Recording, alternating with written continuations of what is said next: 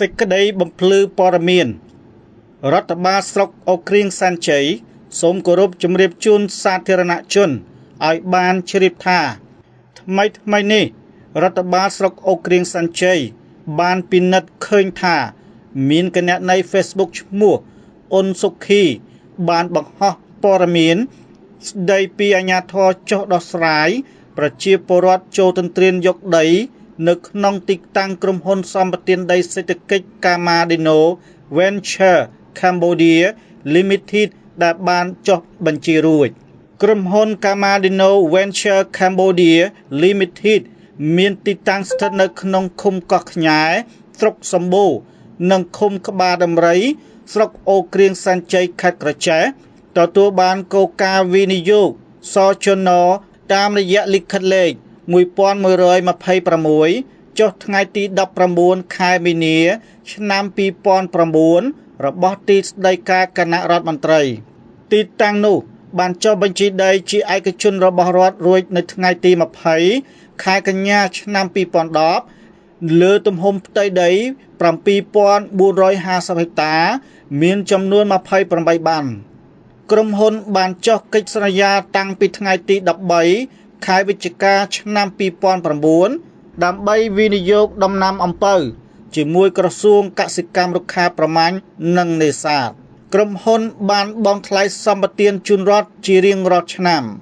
មានប្រជាពលរដ្ឋចំនួន7គ្រួសារបានចូលទន្ទ្រានយកដីរបស់រដ្ឋដែលបានចុះបញ្ជីដីជាឯកជនរបស់រដ្ឋលើផ្ទៃដីទំហំប្រមាណ1000ហិកតានៅឆ្នាំ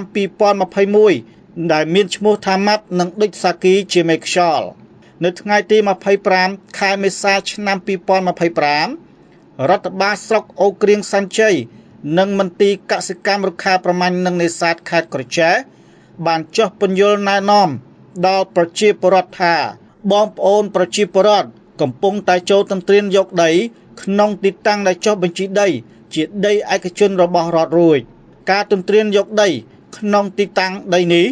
ជាទង្វើខុសច្បាប់បើសិនជាបងប្អូនពុំតាន់មានដីសម្រាប់ប្រើប្រាស់ពិតប្រាកដមែនសូមដាក់ពាក្យស្នើសម្ដីសម្បទានសង្គមអង្គេញតាមរយៈភូមិឃុំនិងស្រុកក្រៅពីក្រុមការងារជំនាញនិងអាជ្ញាធរបានចុះណែនាំរួចប្រជាពលរដ្ឋនៅតែមិនព្រមទទួលយកតាមការណែនាំហើយថែមទាំង